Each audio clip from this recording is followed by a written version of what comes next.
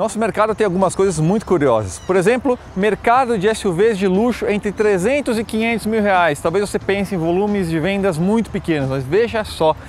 XC60 fechou 2020 com quase 3 mil unidades vendidas. Ficou em sexto no ranking geral de SUVs médios, jogando Compass e companhia nesse bolo.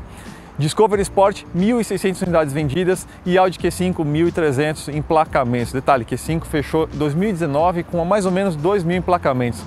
São números impressionantes para veículos tão caros. Mas a Audi quer mais, até porque 65% das vendas da Audi hoje são SUVs e por isso ela trouxe o novo Q5. Não é uma geração nova, é uma atualização dessa segunda geração, mas com esse veículo a Audi quer comer uma fatia maior desse bolo, quem sabe se aproximar dos volumes de venda do XC60 ou pelo menos chegar ou superar o volume de vendas que eles tinham em 2019.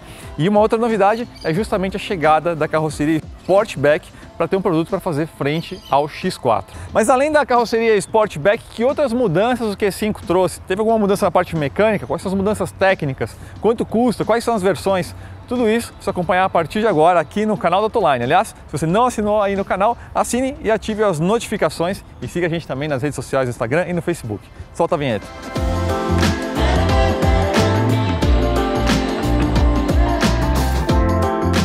Esse aqui é o Q5 de segunda geração ainda, mais um facelift. Teve uma atualização mecânica sim, que eu vou detalhar daqui a pouquinho lá na volta on-board com vocês, aqui na região de Poços de Caldas.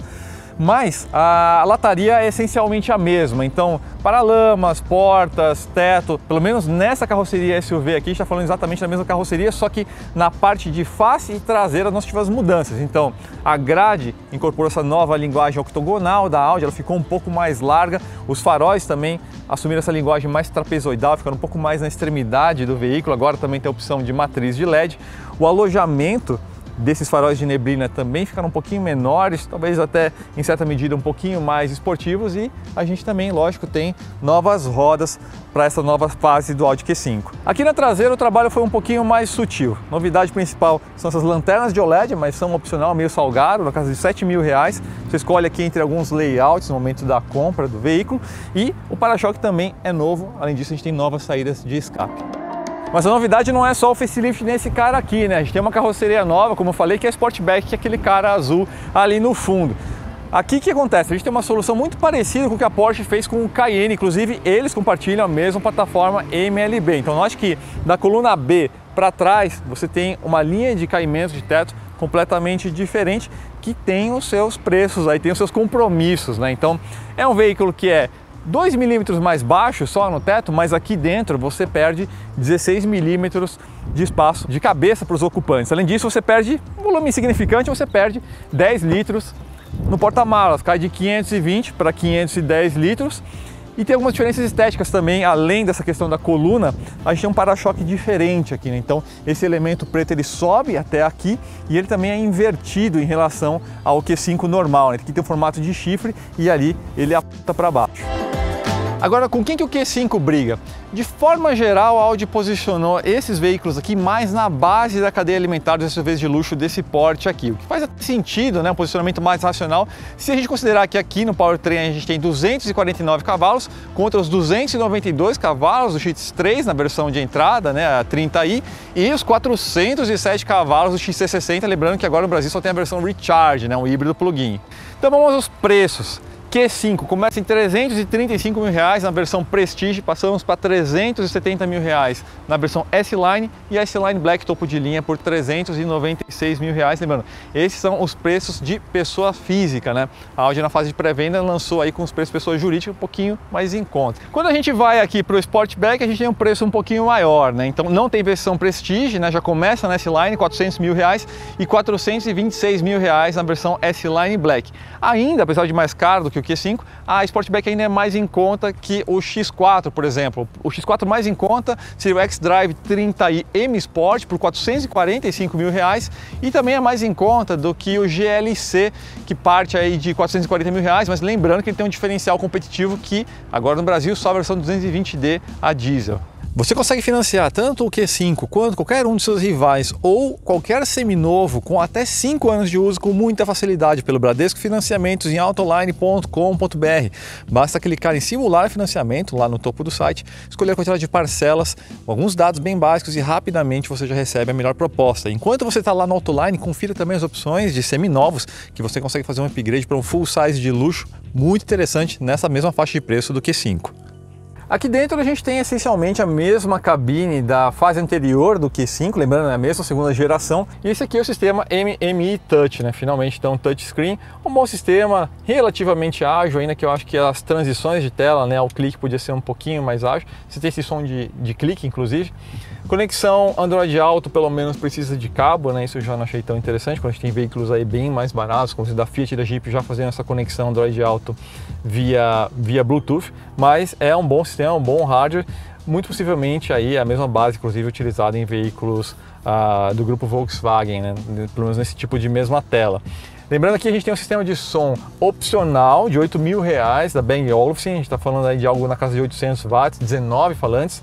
Sem esse opcional, aí você fica com 10 falantes e algo um pouco abaixo aí de 200 watts, na casa de 180 watts de potência. O que significa também que aqui no console central saiu aquele pad de interface, né? E você ganhou um pequeno porta-objetos aqui, né? Mas é basicamente a mesma cabine. A gente tem um ar-condicionado aqui de 3 zonas, né? 2 para os passageiros da frente, para os ocupantes da frente, e uma zona para os passageiros de trás. Destaque especial aqui para o cluster, né, de 12,3 polegadas. A gente tem aqui inclusive essa possibilidade de você deixar, por exemplo, só o navegador aqui ocupando o espaço principal, então fica um recurso interessante. Mas de forma geral é uma cabine correta, mas não é uma cabine que impressiona, né? Então você tem aí basicamente bons plásticos com ótimo emborrachamento, esse elemento aqui que lembra alumínio anodizado, em black piano, tudo muito correto, de bom gosto, mas uma coisa mais minimalista, mais enxuta, né? Então dependendo do perfil, talvez você ache um pouco simples esse tipo de execução de cabine, mas sem dúvida nenhuma a qualidade percebida está bem presente aqui na cabine. Outra novidade agora é a presença do carregador por indução, que você consegue correr ele um pouquinho para frente e para trás, fica aqui no console central.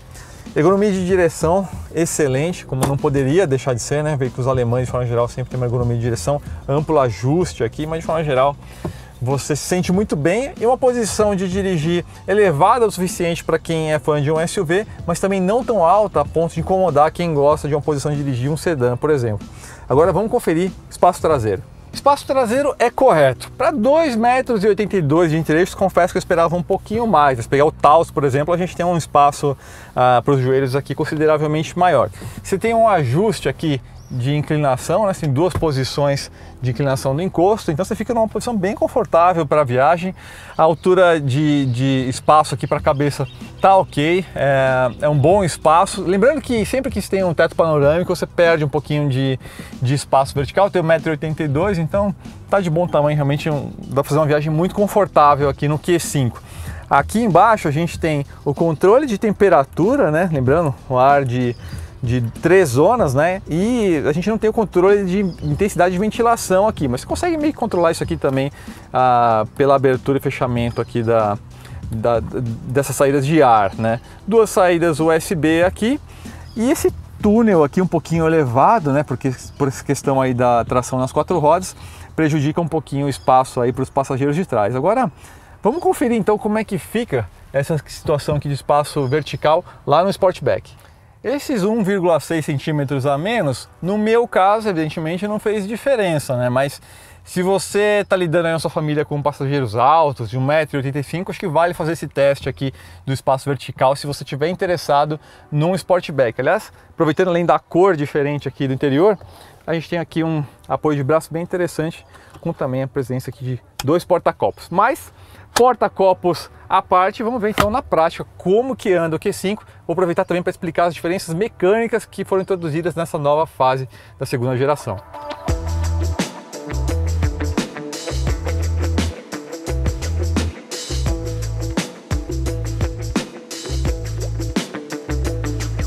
Pessoal, vamos lá então conhecer o ânimo dos 249 cavalos desse 2.0 TFSI. 37,7 kgfm de torque, as trocas acontecendo a quase 7.000 RPM, muita força. No 0 a 100 aqui é em 6,3 segundos, tá? Então a gente tem bastante disposição aqui. Esse motor que é muito conhecido aí entre todo mundo, né? Especialmente aí os fãs do grupo Volkswagen de forma geral, né? O famoso EA888, só que aqui já numa geração chamada 3B, incorporou um monte de tecnologias interessantes que ajudaram muito na parte de eficácia energética, mas vale lembrar, né? Aqui a gente tem 249 cavalos, então tivemos também um acréscimo de potência, né? As grandes novidades dessa última evolução aqui apresentadas nesse Q5 desse motor, dessa geração 3B, desse motor EA888, que já traz todas aquelas tecnologias como combinação de injeção direta para carga plena, né, para aceleração, e uma injeção indireta no coletor para situações de carga mais parciais, para economia de combustível. Já tem isso, evidentemente, mas aqui a gente tem a introdução de um sistema híbrido leve. Então aqui a gente tem uma mistura de um gerador com um alternador e um motor de arranque. Junto com isso também veio uma série de outros recursos que estão integrados à transmissão, como por exemplo uma espécie de banguela que acontece em situações de carga parcial, quando o acelerômetro detecta que o veículo está num piso mais plano, né, em termos de ângulo, né, de rampa. Uma tecnologia que inclusive a Porsche já usa aí há algum tempo, né, e agora está introduzida aqui no Q5. E também a gente tem a atuação do start-stop até de uma forma um pouco mais precoce, atuando, por exemplo, quando o veículo está quase parando ali, em velocidades mais baixas ele já chega a desligar o motor, né? Então, tudo isso aí acaba ajudando na economia de combustível, e essa é uma coisa que eu achei bem interessante aqui, o quanto que a engenharia conseguiu trabalhar em cima desse motor que já é tão conhecido e tão bom, né? Mas conseguiram levar aí a eficácia para um outro patamar. Então, aqui na estrada não é difícil você ficar aí acima dos 11 km por litro, isso andando aí a 120, 130 km por hora, mas numa situação de velocidade um pouco mais baixa, 100 por hora, 90, né, coisa de uma marginal, uma estrada um pouquinho mais lenta, você consegue tranquilamente ficar acima dos 13 km por litro. Então, muito interessante realmente como que eles conseguiram calibrar esse conjunto. Considere que esse é um veículo de 1.850 kg, um veículo pesado, então muito bom. Lá na cidade, em São Paulo, a gente não pegou nenhum trânsito, né? A gente já saiu na marginal ali, está com um pouco de trânsito, então eu fico um pouco sem referência em termos de consumo urbano, mas espere aí uma média interessante, considerando que a gente viu aí em termos de consumo rodoviário ou com pouco trânsito, né? Então, muito interessante mesmo. Transmissão aqui, a gente tem um câmbio de 7 marchas, dupla embreagem, né? Não é um câmbio automático, não é o ZF8HP, o famoso S-Tronic de dupla embreagem da Audi. Muito rápido, tanto para aumento quanto para reduções de marcha, muito bem programado. Aqui é uma programação um pouco mais voltada ao conforto, evidentemente, apesar de você ter as programações dinâmicas, pode botar no modo mais esportivo aqui, por essa tecla Drive Select, mas ainda assim é um câmbio que consegue ser rápido e suave ao mesmo tempo. Mesmo no modo mais esportivo aqui, você sente uma suavidade, né, naquela troca seca, mas é uma troca muito rápida, então muito bom mesmo. A parte de transmissão, aqui a gente tem um sistema que a Audi chama de Ultra, mas é basicamente o sistema Haldex, né, o famoso Haldex. Então aqui a gente tem um sistema que basicamente trabalha com tração dianteira e sob demanda, como por exemplo numa arrancada mais forte, uma série de curva mais exigente, que está buscando o limite aí do veículo por algum motivo, ou numa situação de baixa aderência, principalmente você vai ter a atuação desse sistema. Ele vai começar a mandar torque, vai acoplar o diferencial traseiro e começar a mandar torque para as rodas de trás, né? Aqui nessas curvas, inclusive, eu consigo sentir dinâmica muito boa.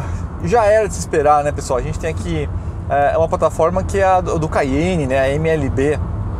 Então aqui a gente está muito bem servido em termos de não só de plataforma, mas também projeto de suspensão, de carga, de comportamento dinâmico, né? Evidentemente aqui numa proposta mais comfort, né? Mas ainda assim muito competente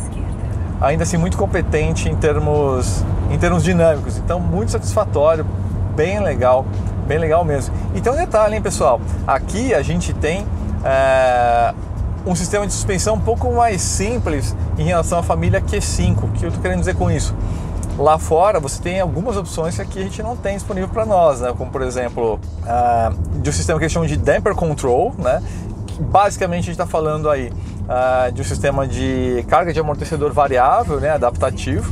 Então de acordo com a programação dinâmica, ou mesmo de forma automática ele vai variar a carga do amortecedor. E também a gente tem um um pacote de suspensão a ar. Ambos não estão disponíveis aqui, tá? E na suspensão a ar, além da carga variável, você tem a altura variável também dentro de uma amplitude de 60 milímetros, 6 centímetros, né? Então ele pode ficar 1,5 centímetro mais baixo para uma situação mais dinâmica, mais esportiva, vai ganhar carga também, vai ficar mais firme, e até 4,5 centímetros a mais em relação à altura padrão desse veículo aqui. Então tem amplitude de 60 milímetros. O que é interessante, é útil, mas aqui a gente tem uma versão mais básica, mais voltada para o conforto. Também acho que é até um pouco condizente, né? Porque considere que o Q5, a única opção de motor pro Q5 em si é esse motor aqui, né? 2.0 TFSI, 249 cavalos. Se você pegar, por exemplo, o V6 de 349 cavalos, ele é exclusivo para o SQ5, que deve vir aqui para o Brasil logo em breve, né? Então não faria sentido um Q5 ter assim uma suspensão tão voltada para uma aplicação, ainda que levemente, mas uma aplicação esportiva, até porque, como a gente está vendo aqui, em termos dinâmicos, o veículo tá muito bem servido, tem uma caixa de direção direta na medida certa. Então, apesar de ter sido simplificado em termos de catálogo de modelo de suspensão, tá mais que o suficiente, muito gostoso, muito silencioso também, mas é um destaque especial para a forma como ele absorve gostoso aqui as irregularidades do piso. A gente pegou um pouquinho de piso um pouco mais falhado ali antes de a gente começar a gravação, e deu para ver que realmente o carro trabalha muito bem, né? Não é aquele carro que bate seco, e aí é o que alguém espera de um veículo dessa categoria. E uma outra tecnologia interessante que esse motor aqui introduziu nessa geração 3B, além da possibilidade de você ter esse sistema híbrido leve que está presente nesse veículo, é a questão do ciclo Miller, né? Parcialmente em ciclo Miller. O que acontece? Quando a ECU detecta que você está andando na casquinha do acelerador, pisando leve, cargas parciais ali, que assim, é a esmagadora maioria do tempo, né, que a gente está usando o carro, mesmo na estrada, né? Você às vezes acelera, demanda, né, performance numa ultrapassagem, numa subida de serra, às vezes está mais empolgadinho, tudo bem, beleza? Mas a maior parte do tempo é tudo carga parcial, inclusive na cidade, né? E aí isso ajudou muito aí nessa melhoria de consumo desse motor aqui, que ele trabalha então nessas situações de carga leve parcialmente em ciclo Miller. Então, o que acontece durante o ciclo de admissão, né, quando você tem ali a injeção da mistura de ar e combustível, ele fecha de forma um pouco mais prematura as válvulas de admissão, e aí com isso você tem até uma melhoria em questão de perdas por bombeamento, você tem menor injeção de combustível, né, por menos tempo. Então tudo isso aí acaba ajudando o motor a ganhar um pouquinho mais de eficácia. Ele perde um pouco de performance, mas é justamente como é uma operação que vai acontecer numa situação de baixa carga, é totalmente lógico, perfeitamente compreensível, e ajuda na questão da eficácia do motor. Então ficou bem interessante. Então essa é uma outra novidade que a gente tem aqui no Q5, nessa nova geração desse motor 2.0 TFSI, né? Mas de forma geral, esse veículo extremamente silencioso, muito gostoso. Tem aqui o controle de velocidade de cruzeiro adaptativo, né? Então você aqui não vai fazer muita diferença porque não tem ninguém aqui na nossa frente, mas entrou agora, então a gente consegue usar ele exatamente. Então note que ele está desacelerando o veículo, eu estava 100 km por hora, agora ele desacelerou para 85. Você consegue operar e regular a distância em relação ao veículo da frente. Então você tem uma série de facilidades que não é novidade, vamos dizer assim, já é uma obrigação para um veículo dessa categoria ter, né? Mas acaba sendo interessante, e um sistema que inclusive acompanha até a parada do veículo, né? Por pelo menos até 3 segundos. Então numa situação de trânsito urbano pode acabar sendo útil também. De forma geral é isso, pessoal. A gente tem um veículo que faz o seu trabalho de forma absolutamente correta. Como eu falei na parte do interior, não é um interior que impressiona, mas ele é muito bem executado, de bom gosto, com materiais excelentes, ergonomia de direção simplesmente perfeita. Então, um carro muito bom para viagens longas, né? E agora com essa introdução da versão Sportback, a gente tem ainda um concorrente pro X4, né? Então a Audi acaba enriquecendo aí o seu catálogo, traz novidades que são relevantes, né? Finalmente um sistema touchscreen, mais do que uma obrigação, né, para um veículo que está brigando nessa categoria. Mas de forma geral é um veículo que não tem grandes novidades, né? Então foram melhorias, né? Para quem já era fã do Q5 ou pensava num Q5, sem dúvida nenhuma a gente tem argumentos bem mais fortes para compra, mas não é uma geração nova, é sim uma melhoria, uma evolução aí dessa segunda geração do Q5. Então é isso, pessoal, espero que vocês tenham gostado da avaliação. Não esqueçam de assinar o canal da Autoline, ative as notificações, o sininho, né, para receber as notificações e assistir os nossos vídeos assim que eles forem publicados. E também acompanhe a gente aí nas redes sociais, tanto no Instagram quanto no Facebook Autoline. Beleza, pessoal? Então é isso. Obrigado pela audiência e pelo carinho. Nos vemos na próxima então. Um abraço e obrigado.